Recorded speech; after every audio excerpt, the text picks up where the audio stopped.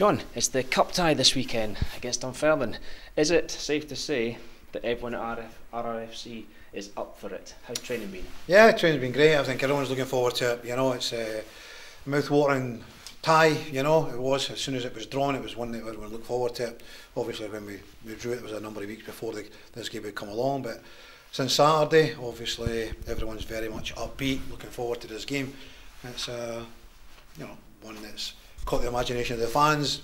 Big crowd expected, big atmosphere, and hopefully a big performance. So that's our aim. Yeah, not so many of these games come along over the years.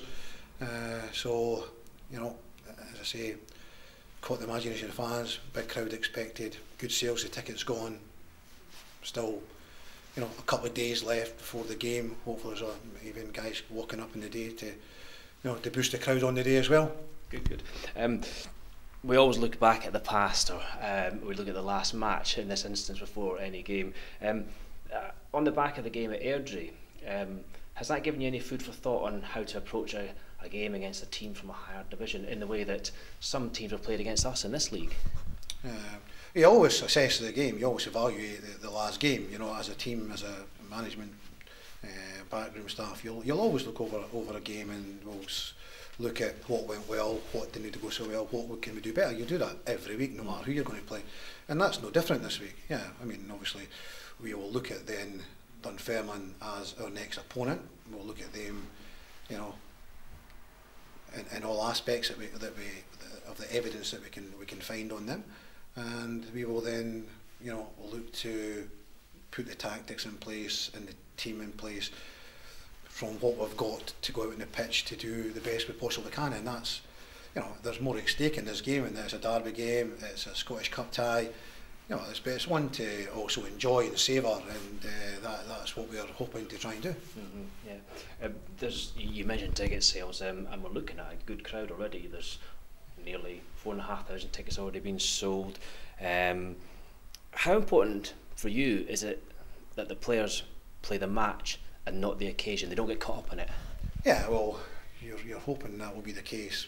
However, you understand that, you know, when there's like maybe 4,000 more fans in the stadium, if we get somewhere between 5,500 and 6,000, which is still potential, you know, possibility, then that will have an effect on the players on the pitch. But hopefully it's a positive. You know, hopefully players will rise with the atmosphere, you know, and the expectation level from both sets of fans, both sort of management teams. The players on the pitch can go on and put a really good show, and hopefully that is the case.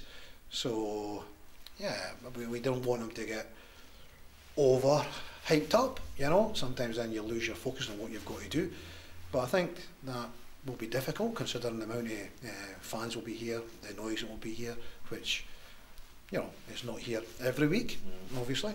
And so there'll be a bit of that, but we still have to concentrate on, you know, on the information that we are putting out to the players, and hopefully they can carry out the work.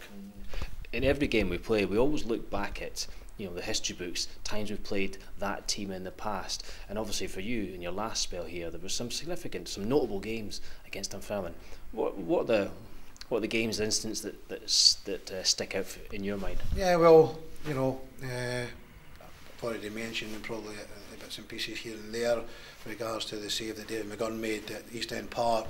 You know, it was an amazing save, but not only was it a save, the way that he's knocked the ball out, it actually started an attack which you know, Damien Caslanovo scored from, you know, and that will be remembered certainly, I'd imagine, by myself for sure, but a number of Raith Rovers fans who were there on the day, or if they've seen the goal. And I remember Grant Murray scoring a goal at East End Park as well. There's no problem any of them going around, but you know, he scored a great goal at East End Park. And again at East End Park, I think we were maybe a couple of goals down and we came back. Remember Alan Walker, yeah, with a glancing header or something, yeah, glancing header, which was a great comeback. So yeah, there's a number of games there. So yeah, this game will bring its own moments, I would expect, that we hopefully will be talking about for years to come. Yeah.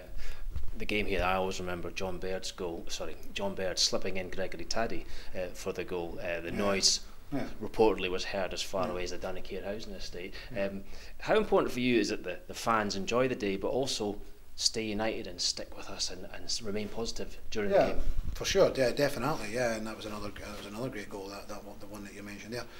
No, the fans are so important to us. You know, home and away, they're so important, and this will be one that you know, will catch their imagination and I'm sure they'll want to stick with us. You know, through the whole game, no matter what, because games like these can turn in a blink of an eyelid. You know, so no matter what's happening in the game, it could turn for you or against you. You just never know what's going to happen. So the support will be very grateful for the support. We need the support. It will certainly encourage the players. So hopefully our supporters can make real noise that will encourage the players to go that extra mile. Through the week, a key arrival, a key addition was made to your squad, Dean Linus, joining as a free agent until to boost your goalkeeping options. How important was it for you to get that deal sorted out? Yeah, it's been a concern. You know, we knew the loan players that we had, Kieran Wright and Kevin Silva, they were going to go back to their parent clubs. We knew that was happening, so we had to get someone in, and it wasn't easy. You know, believe me, it wasn't easy. And I had a few sleepless nights, wondering, you know, when everything was going to fit into place. But we're delighted to get Dean. You know, especially, you know, recently he's had top league experience with St Mirren, so that in itself is a big plus for us. So it gives us great competition. We've got two number ones there who we can rely on from now to the end of the season. So hopefully, you know, that's how it's going to be. And you've been impressed with him in training so far? Yeah, he's a good goalkeeper. You know, he's a good goalkeeper. So it strengthens us in that area. Yeah, you've talked frequently about the number of loans that you can bring in. Am I right in understanding that there'll be no arrivals before this weekend's game? And is there space for more next week or the week after? Yeah, well, I'm not expecting to sign anyone between now and Saturday, unless, you know, something really crops up. But no, it's not really in my mindset right now. There is scope after that. Obviously, at the moment we would only have one loan deal, Callum Crane. So potentially we could bring in 3 more. You're allowed 4 loan deals at any one time. But this window, now we've got the 2 positions that we wanted to prioritise, was a goalkeeper and a winger. With Tony Dingwall coming in last week and now Dean coming in, then we've kind of sorted that. We can now assess. You know, we've got, you know, a couple of weeks left of this transfer window, which we can go and assess and see, you know, if there's still players out there available who could come in here and do a job, a real good job between now and the end of the season. And that's what we have to do. There's no point just bringing in like a squad player. That's, you know, we really need to make sure that if we're bringing in anyone, it has to be someone who's going to make an impact between now and the end of the season. Yeah. We always ask the question again, injuries.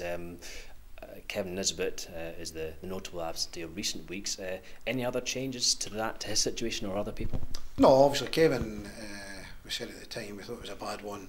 It wasn't so bad. However, you know, he will miss Saturday, but he might be available for the Saturday after. So if that was the case, then it would be like 3 weeks, which was between 3 and 4 weeks. So if it was 3 weeks, then great. He'd come back a week earlier. He is, you know, he is improving. The signs are good. Good, right. As with any injury situation, it gives somebody else an opportunity to shine, whether that's assisting or scoring the goals. It goes without saying it, you hope that's going to happen. Yeah, definitely. Obviously, you don't want to lose your top goal scorer in the league, you know. But you know, we Liam Buchanan and Chris Duggan, we've got the options there. We brought the subs on last week. They made an impact when they came on. So there's food for thought in there, and you know, yeah, exactly. One door closes, another door opens, and it's a great game to be involved in. And hopefully, somebody can grasp that opportunity and take the game by the scruff of the neck. Yeah. Final question, and I'll let you get away to your lunch. With the TV cameras for BBC being in attendance this weekend for the highlights, is it safe to say that the players will be like wearing brand new boots and getting their haircuts all done just in case they're on camera? And yourself, maybe? Probably passing the haircut. Yep. Nah, I don't know. players do actually now more often than not make sure that they're good looking before they go out in the pitch, or they try their best to get their hair and all that sorted out. Yeah, so I don't suppose that will change a great deal. Yeah, I don't know. It's I think it's one where I don't know why the TVs didn't go with this game as one of the live games. To be honest with you, you know, I think a lack of imagination, you know, by the TV companies. Really, for me this is the tie around. You know, there's a couple of all Premiership games like Hearts and Livingston you could understand maybe, but there's one or two other games that wow, a lack of imagination. Yep, exactly. Yeah. Well, I'm in 100% agreement with you on that, John. Thank you very much. Good luck. Okay, cheers, Neil.